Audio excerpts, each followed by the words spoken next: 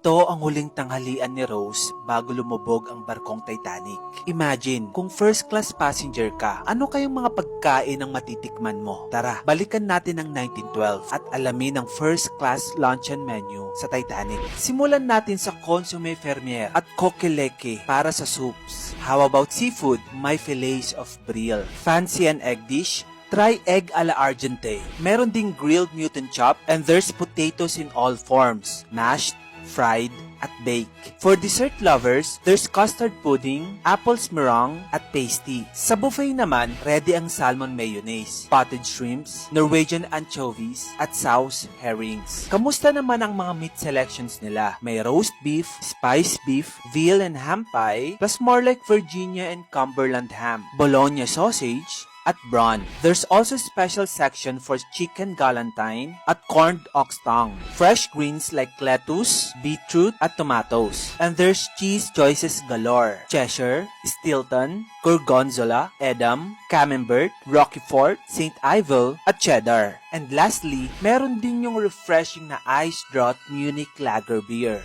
Sa first class, hindi lang basta lunch, it's a culinary journey. Pero ang tanong, magkano kaya ang lahat ng ito? Noong 1912, nagkakahalaga ng 7 pounds ang ganitong luncheon o $1,000 ang katumbas ngayon o 54,000 pesos sa isang kainan. Watch out for part 4. At pag-usapan naman natin ang lunch ng nasa second class at third class passengers. Hit the follow button para updated ka sa mga ganap dito sa ating Titanic series.